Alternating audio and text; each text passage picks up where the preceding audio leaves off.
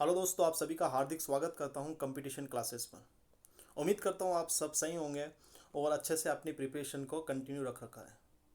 देखिए दोस्तों, मैं आपको आज फिर एक और चीज़ बताना चाहूँगा कि ये जो हमारा सेशन है, ये मैं आपको इंग्लिश के अंदर वन बाय वन करके सब कुछ लेके आऊँगा। जैसे कि अभी मैं वोकेबलरी सेशन है, तो वोकेबलरी में कम से कम मैं पार्ट 10 या पार्ट 12 तक वोकेबलरी के सेशन लेके आऊँगा, जिससे कि आपको 100 से 200 वोकेबलरी प्लस उसके सिनोनिम्स और एंटोनिम्स हो जाएंगे। उसके बाद में हम इंग्लिश में बात करेंगे, धीरे धीरे एक एक टॉपिक पर बात करेंगे। और आपको बता देना चाहता हूँ कि जो स्टूडेंट आज भी नोटिफिकेशन का वेट कर रहे हैं, आपसे रिक्वेस्ट है कि अपनी पढ़ाई को कंटिन्यू रखें।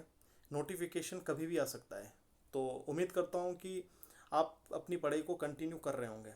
आइए स्टार्ट करते हैं पार्ट 3। और जिन्होंने 2 पार्ट नहीं देखे हैं, वो वीडियो में जाके देख सकते हैं। पार्ट 1 और पार्ट 2 ऑलरेडी मैंने डिस्कस कर दिया है। आज हम बात करेंगे पार्ट 3 की। पार्ट 3 के इम्पोर्टेंट वोकेबलरी में बात करते हैं आज की वोकेब। वेव। हमारा आज का फर्स्ट वर्ड है वेव, जो पार्ट ऑफ स्पीच में वर्ब है, जिसका मतलब होता है स्टॉप। अगर आप किसी काम को कर रहे हैं और अगर उसको रोक देते हैं, बीच में ही रुक जाता है, उस काम को रोकना मतलब वेव।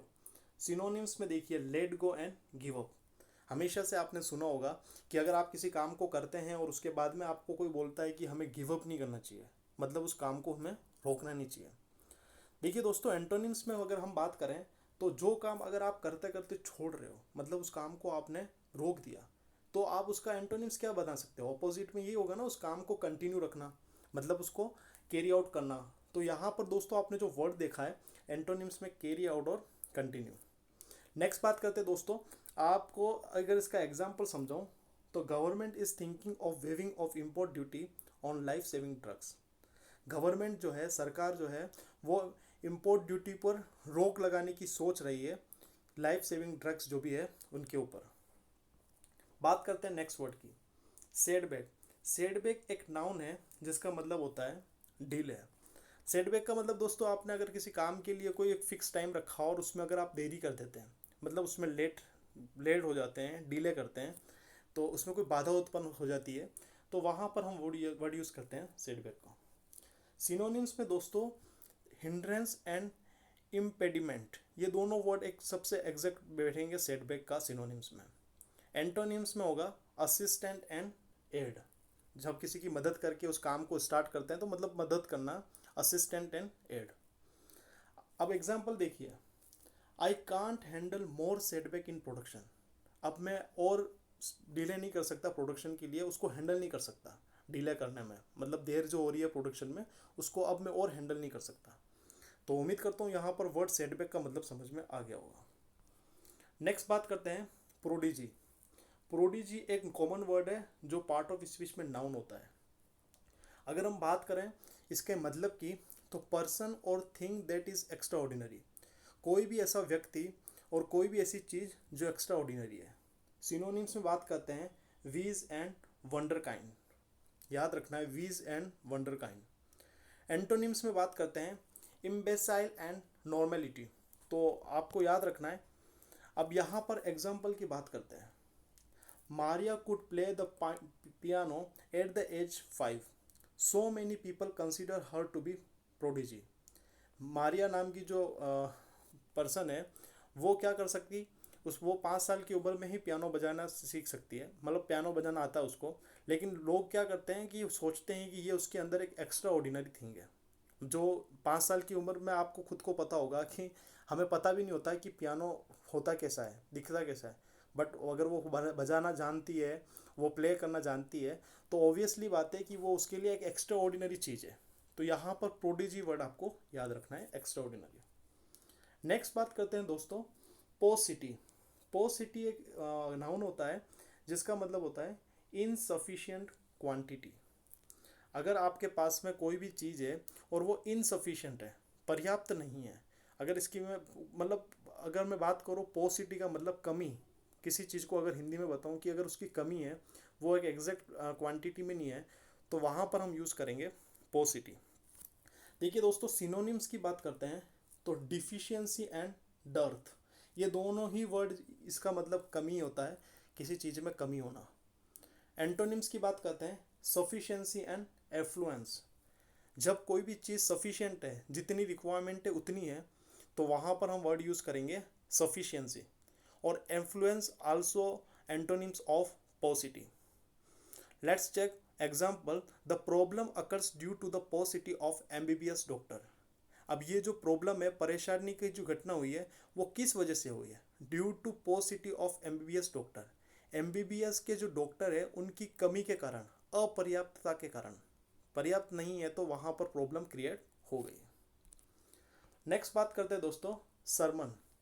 सरमन एक नाउन होती है जिसका मतलब होता है अ टॉक ऑन रिलीजियस। जब आप किसी ऐसे टॉपिक पर बात करते हैं जो धर्म से रिलेटेड हो, धार्मिक हो, उसको हम बोलते हैं सरमन।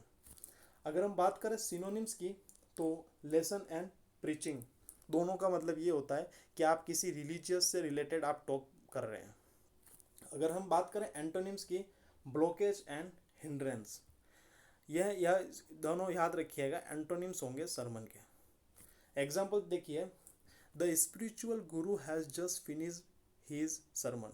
तो दोस्तों यहाँ पर फिनिश्ड आना चाहिए, माफ़ी चाहूँगा, हैज़ के साथ में हमेशा वर्ब की थर्ड फॉर्म आती है।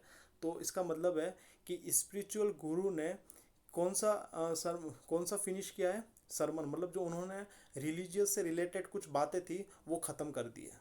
तो आपको याद रखना है, sermon means a talk on religious. Next बात करते हैं स्टेगर। स्टेगर दोस्तों एक वर्ब होती है जिसका मतलब होता है मूव अनस्टेडली। मतलब आप स्टेडली का मतलब क्या होता है? कोई भी चीज़ होती है जैसे कि आप धीरे धीरे चल रहे हैं और आप हमेशा, मतलब कोई भी चीज़ लगातार कंटिन्यूसली बनी हुई है। बट अनस्टेडी का मतलब क्या होता है? अनस्टेडी का मतलब होता है ऐसी चीज़ जो सही से नहीं चल रही है, लड़खड़ा के चलना, जिसको हम बोल सकते हैं अनस्टेडी। सिनोनिम्स का मतलब होता है कैरन एंड लर्च, ये दोनों स्टेगर के होते हैं। एंटोनिम्स में देखिए, कंटिन्यू एंड स्टे। जब आप कोई लगातार काम कर रहे हो उस पर आप स्टे, मतलब स्टे का मतलब होता है निरंतर उस पर रहना, और स्टे का मतलब अनस्टडी, अनस्टडीली आप यूज़ कर सकते हैं।